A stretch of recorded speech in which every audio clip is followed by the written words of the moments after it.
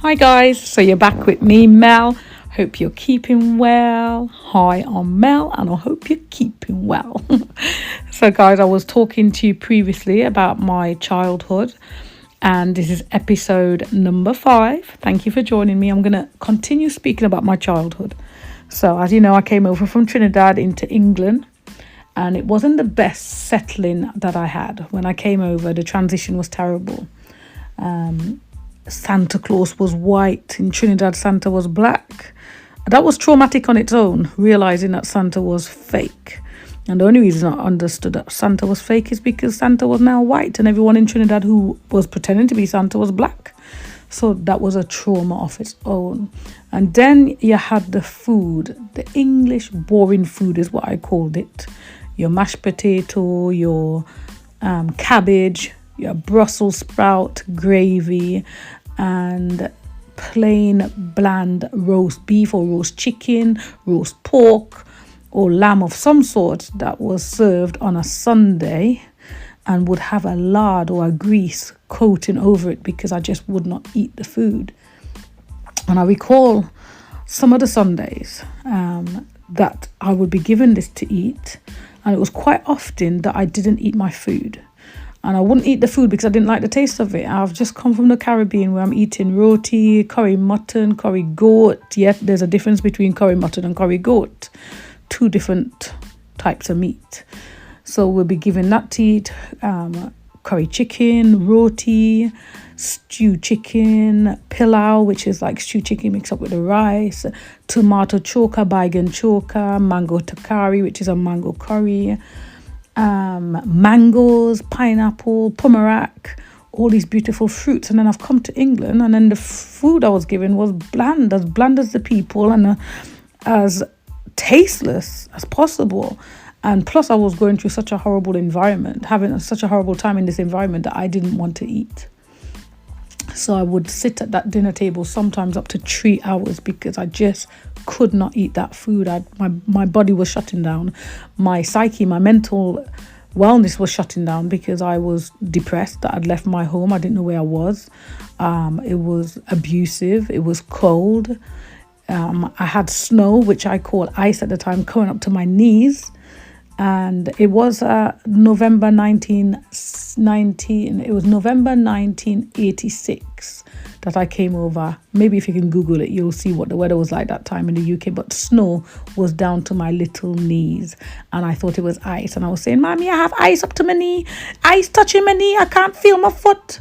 Yeah, so all of these traumas, yeah, and all these responses. One of the trauma responses was I didn't want to eat the food. And I recall being given something called trifle, and I was like, what is this?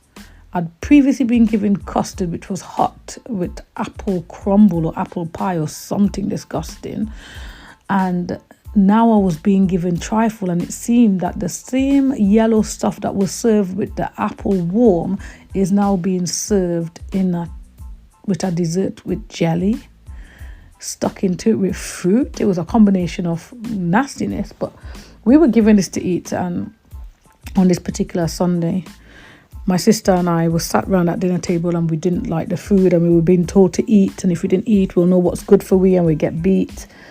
And I just remember going and vomiting up that food. That food wasn't going down my throat. My belly was saying no more. My belly went on a strike. My throat went on a strike. Everything said no more. And then my sister looked at me and she vomited up the trifle. Yeah, so knowing our family and our parents and how they were, they said, if you're not eating it now, you'll have it for breakfast. Okay, fair enough. In our little heads, we thought, whatever's left on the plate, we're going to get fed it for the next day. No. Whatever was left on the plate, including the vomit, was put into the saucepan, warmed up the next day, and fed to the 2 of us. So we had to end up eating each other's food and vomit. And this was so traumatic that we just looked at each other. We never said nothing because we never used to. And we just ate the food. And we thought, it can't get any worse than this. We're now just having to eat the food. The next day, we just need to try and eat. But this was just one occasion, and I call it Sunday dinner. Sunday dinner was like a nightmare, a dread for me. I would be there for up to 3 hours. And over the years, gradually, whether a cousin was visiting or someone was visiting, they would feed me. And for some reason, I would eat the food, but maybe I'd have to sit there for an hour and a half and refuse to eat before someone would feed me. I'll have to share the front garden experience, I think, on episode number 6. But yeah, this is going to be called Sunday dinner, I think, the dreaded Sunday dinner. But that was a type of abuse that was taking place in our home on a regular basis. And we'd go to church, everyone would smile and be happy. But inside that house and what was taking place in Victoria Terrace in Newark, Nottinghamshire, East Midlands, was not a pretty sight. I was thinking, I'm studying a course and I've been looking at Maslow's hierarchy of need. In 1943, there was a paper titled The Theory of Human Motivation. An American psychologist, Abraham Maslow, theorized that human decision-making is undergirded by a hierarchy of psychological, physiological needs.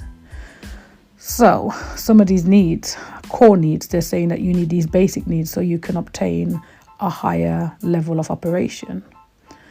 There's 5 different categories of human needs that dictate an individual's behavior. Those needs are physiological, safety needs, love, belonging needs, esteem needs, and self-actualization. So when you look at the physiological, the first of the ID-driven lower needs on Maslow's hierarchy are physiological needs. These are the most basic human survival needs, include water, food, sufficient rest, clothing and shelter, overall health and reproduction. Maslow stated that these basic physiological needs must be addressed before humans move on to the next level of fulfillment. My question is, what if you never had this as a child? How can you move to your next level of fulfillment as an adult if these things were abused, neglected, mistreated some way or other? Because quite clearly I've just shared about the food, and I'm going to share about being put outside to eat on my next episode.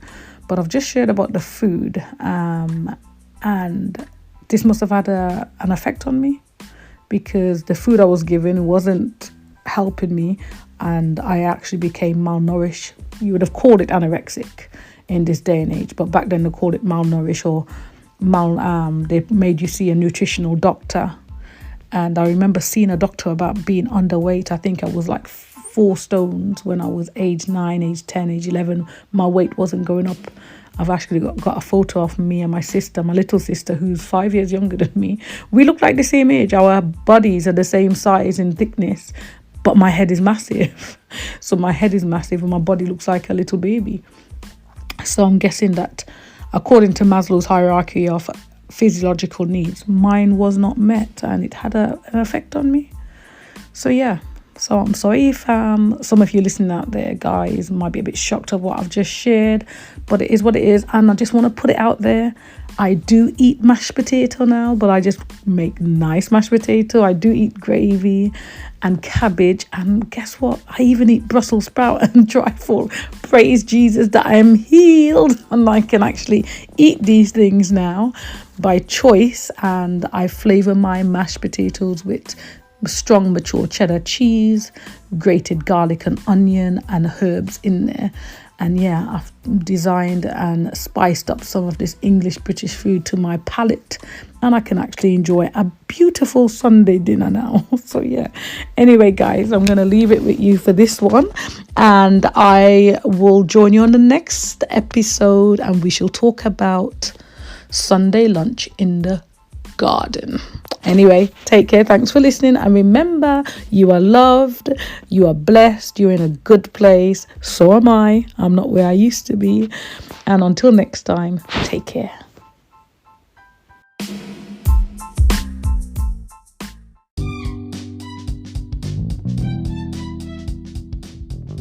Thanks for joining me on the OML podcast. It's been brilliant being able to share life experience with you.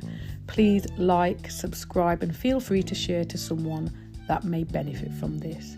Take care and God bless you.